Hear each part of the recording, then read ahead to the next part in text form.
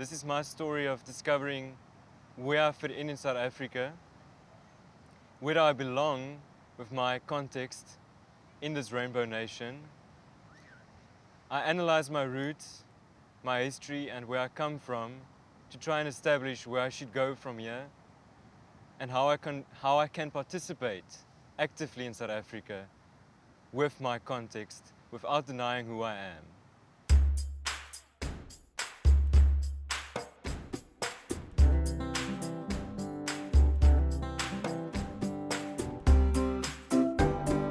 Growing up in a new rainbow nation, I knew that I was forming part of a very unique environment. Race was never a feature of importance to me until I started to realize that everything around me was not just simply or as straightforward as just being a human being, but instead realized that all people were grouped according to their race, class and background. When you are a white male, Afrikaans speaking, raised on a farm and a member of the conservative NG Kerk, with the name Kabelo, where do you fit in? Being raised by a mom that devoted her life and career to uplift the community as a social worker, and a father that is a farmer out of profession and not out of choice, where do I fit in? Ons in ons gesin kyk en ons geskiedenis en agneem as Afrikaners in hierdie land. Sou julle as my ouers sê ons is bevoordeel? Ons het in 'n beter era groot geraak. En wat seker wat daar voordele vir ons was, maar as ek weer teruggaan na my ouers toe waar hulle groot geraak het en hoe hulle groot geword het hulle ook maar kwaai gesukkel en hulle het so swaar gekry op die plaas dat hulle 3 seuns weggeloop het van die plaas af om te gaan werk in die stad. Dieselfde tendens wat nou met die swart mense gebeur of ander kleuriges van die Oos-Kaap en die plekke wat aan die stede toe stroom om te gaan werk soek. My eie pa, se pa was 'n bywoner op 'n plaas. Hulle het gebly saam met die breinmense, hulle huisie was net die naaste aan die waanhuis op die plaas waar hy 'n bywoner was. En my pa was gelukkig om skool klaar te maak en ek het groot geword met 'n sterk gevoel van die Engelse is ons vyand. Ons groot bedreiging is agter die ystergordyn, die Russe. Ons het nie geweet wat gaan nou aan nie. En ook omdat ons kalvinisties en streng in die NG Kerk groot geword het, was die kommunisme ook die anti-kris wat sou kom. So as kind het ons so met dit groot geword dat niks anders het regtig saak gemaak nie. En ons het baie gou geleer hoe vinniger jy doen wat hierdie groot mense van jou verwag, hoe makliker raak die lewe.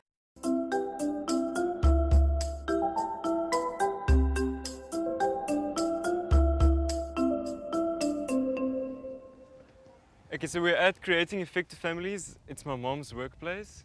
It's also where I got my sense of community from a young age. You were brought up in a family where we ourselves feel privileged to be part of a family where we have loving relationships.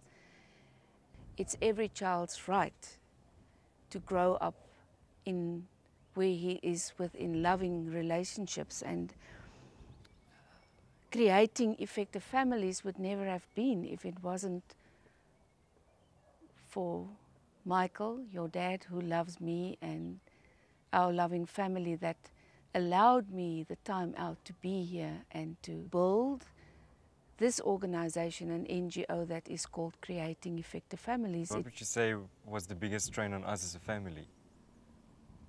Was it always easy, or?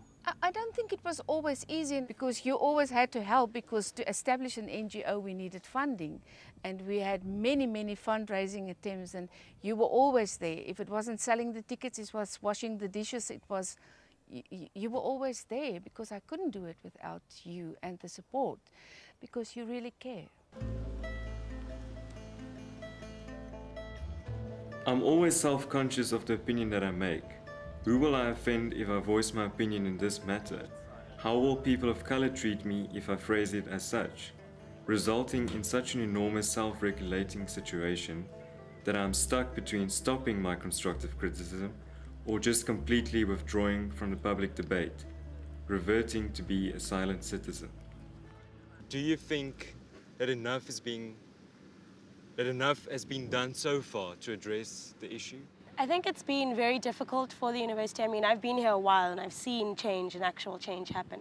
But I think it is difficult for the university in the sense that they want to, proactively go out and do something and attract more black, colored and Indian students. But in the very same breath, you don't want to have an aggressive sort of policy of admissions where people then, or admissions or whatever it is, where people then feel that they're being left out. So, in terms of keeping Stellenbosch's heritage and its history and its culture alive, but then also marrying it to where South Africa is now and where we want to be, I think the university hasn't done quite enough just yet. I think students are, launching quite a few initiatives. Students are raising their voices, saying they want more, they want better integration, social cohesion, all of those sort of different things. But I'm not 100% sure that we've done enough in terms of policy thus far. I think we're going to eventually get there, but it's definitely one of the things that has to be driven a lot by management and not just by students.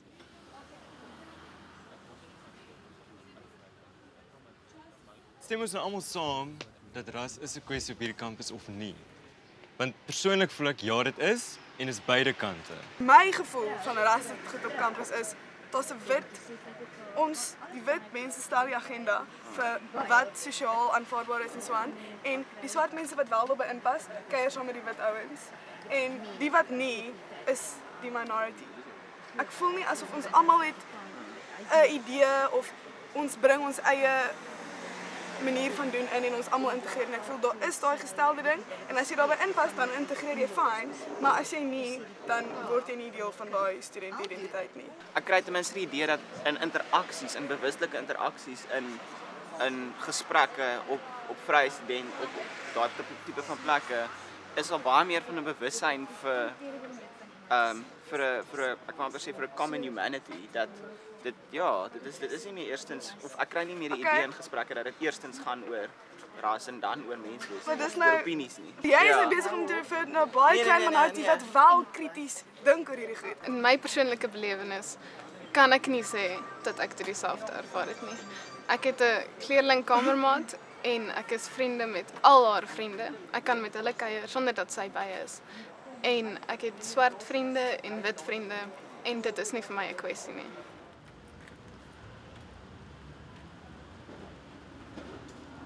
We're known for being the most diverse race on campus, but do you think we function as a unit? No. I personally don't think so. I think the problem is that they just chuck a few black people, few colored whites, and they just put them in the race.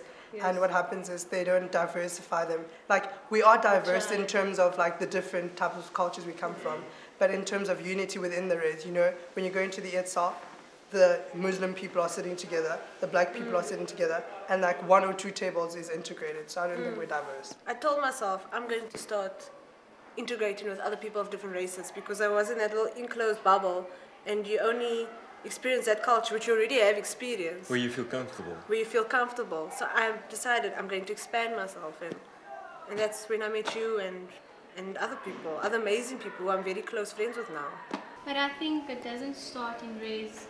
It started like at school, yeah. In your home, wherever. And now the university expects us, like you guys said, they throw us all together and now they expect us to be one functioning unit. My personal belief is that the reason why Stellenbosch is so divided along racial lines is I think it's got a lot to do with just the issue of language and campus culture, okay?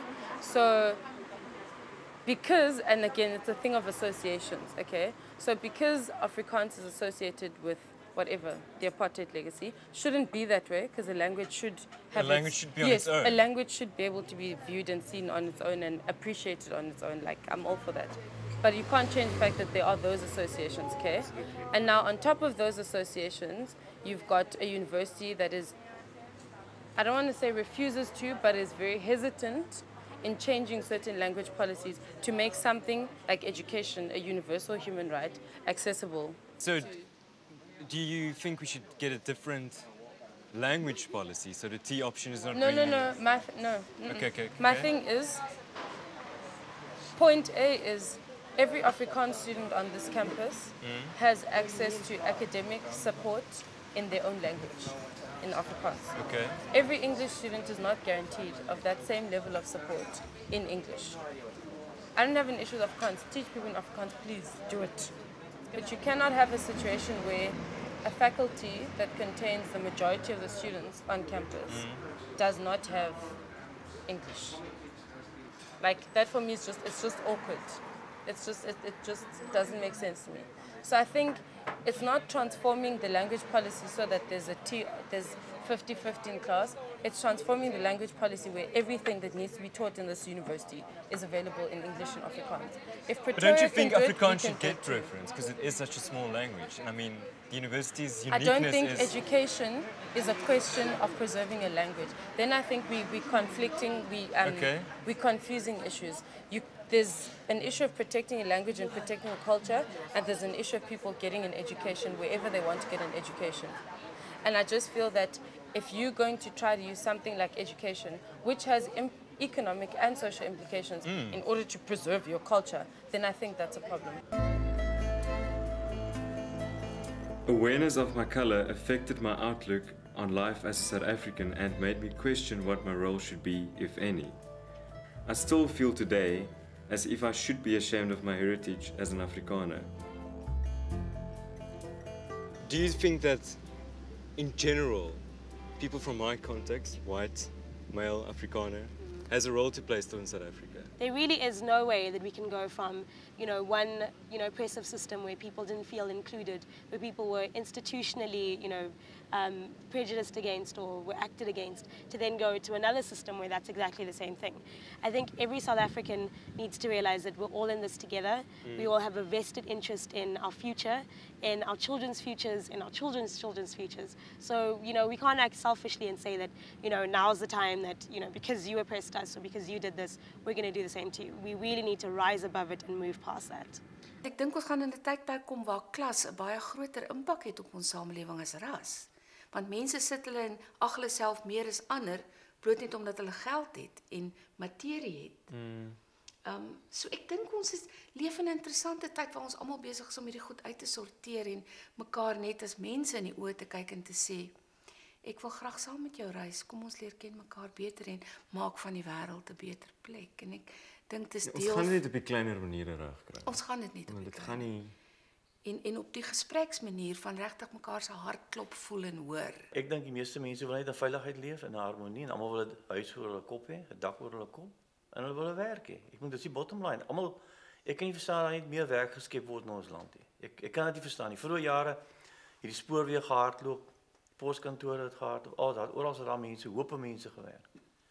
Ek kan net nie verstaan dat die regering net nie meer werk skep vir ons mense nie.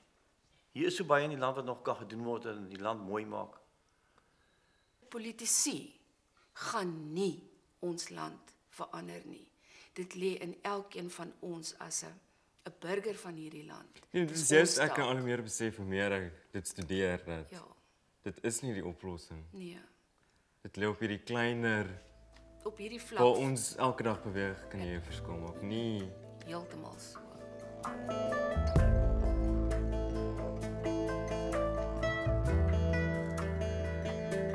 I do regard myself as an African.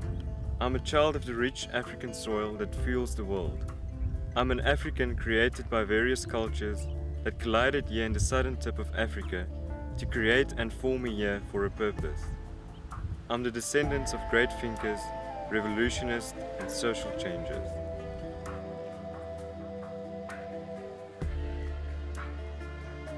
I am an African in my heart and in my soul. I am okay with who I am.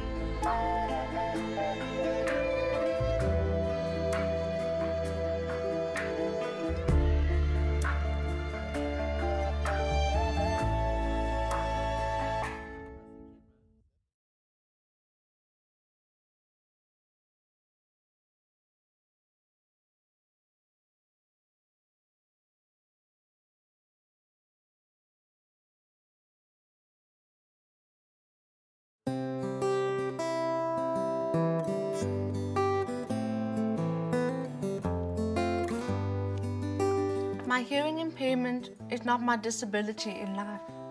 Rather, It is the attitudes that people have about me that cripple my opportunities in life. In my family, relatives spanning 3 generations have been struck by partial hearing or complete deafness. Both my parents and grandparents are deaf. They were born in an era where people with disabilities have very few rights. Ironically, I am the one born into a generation that has access to constitutional rights, yet, like them, I wage a daily battle for the right to make my dreams for a bright future a reality.